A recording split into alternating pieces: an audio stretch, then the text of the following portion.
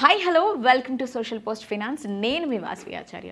ఈ రోజు డిస్కస్ చేయడానికి మనతో పాటు స్టూడియోలో ఉన్నారు చక్రధర్ సార్ ఉన్నారు. He's a mutual fund distributor and finance advisor. సార్ని వెల్కమ్ చేసి ఈ క్వశ్చన్స్ అన్నిటి మీద ఈరోజు మనం డిబేట్ చేద్దాం అనమాట.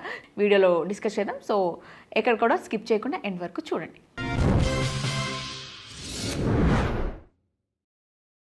మీరు ఇప్పటి వరకు చెప్పింది ఎట్లా అంటే ఇన్స్టాల్మెంట్స్ వైజ్గా పెట్టుకోవడం బెటర్ అన్నట్లు చెప్పారు. 5,000 కావచ్చు, 10,000 కావచ్చు, 50,000 కావచ్చు, 1 lakh కావచ్చు, సమ్ అమౌంట్ ఎవ్రీ మంత్ ఇట్లా పెట్టుకోండి అని చెప్పి. కానీ ఇప్పుడు నా దగ్గర bulk of amount, lump sum amount ఉంది. అది 10 lakhs, 20 lakhs, ఒక 20 lakhs లంసమ్ అమౌంట్ నా దగ్గర ఉంది ఇప్పుడు.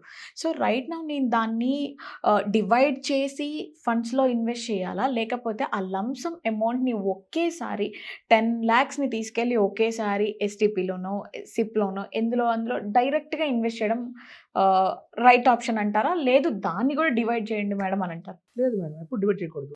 Concept wrong. ఓకే, యాక్చువల్గా ఏంటంటే చాలా మంది మ్యూచువల్ ఫండ్ కంపెనీస్ అనుకుంటాయి, కానీ ఇక్కడ మ్యూచువల్ ఫండ్ కంపెనీస్ కావు. వీటిని ఏమంటారంటే అసెట్ మేనేజ్మెంట్ కంపెనీ అంటారు. అంటే అసెట్ మేనేజ్మెంట్ ఏఎంసీ అంటారు. సో ఒక ఏఎంసీ దగ్గర 4 ఆప్షన్స్ మనకి అవైలబిలిటీలో ఉంటాయి. ఒకటి మ్యూచువల్ ఫండ్స్, అందరికి తెలిసిందే. కొత్తగా వచ్చింది ఎస్ఐఎఫ్. ఈ ఎస్ఐఎఫ్ మినిమం వచ్చి 10 lakhs. సో వీళ్ళ దగ్గర పిఎంఎస్ ఒకటి ఉంటుంది అనమాట. పిఎంఎస్ అంటే పోర్ట్ఫోలియో మేనేజ్మెంట్ సర్వీసెస్.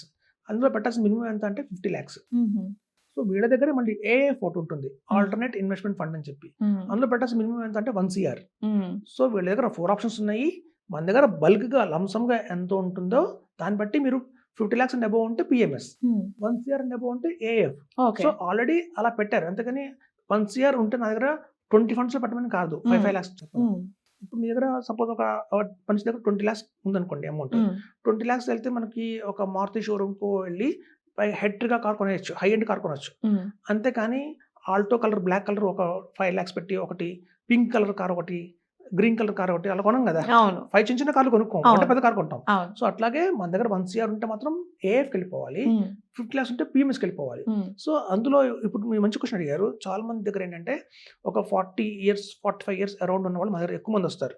వాళ్ళ దగ్గర ఏంటంటే అంతకుముందు వాళ్ళ పేరెంట్స్ ఇచ్చిన ల్యాండ్ కావచ్చు, లేదా వీళ్ళే అక్యుములేట్ చేసుకున్న చెట్లు పడి అక్యుములేట్ చేసుకున్న ఫండ్ కావచ్చు.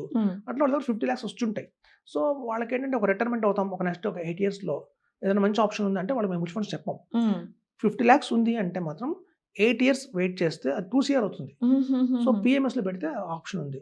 సో మనం పిఎంఎస్ లో షార్ట్ టర్మ్ బెస్ట్ ఆప్షన్ ఇది. కేవలం 8 years రిటైర్ అయిపోతారు.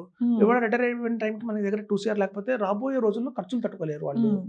కాబట్టి మ్యూచువల్ ఫండ్స్ వాళ్ళు కరెక్ట్ కాదు. 10 ఇన్వెస్ట్ చేస్తే 8 years లో 2 CR వరకు మనం బెనిఫిట్ పొందొచ్చు. 50 lakhs ఇన్వెస్ట్మెంట్, 50 lakhs అది పిఎంఎస్ లో. ఓకే, మరి నా దగ్గర 50 lakhs లో కేవలం 20 ఉంటాయి. ఇప్పుడు అదే మేడం, ఇప్పుడు ఎస్ఐఎఫ్ కి వచ్చారు మీరు. అది స్పెషల్ ఇన్వెస్ట్మెంట్ ఫండ్ లో ఉంది.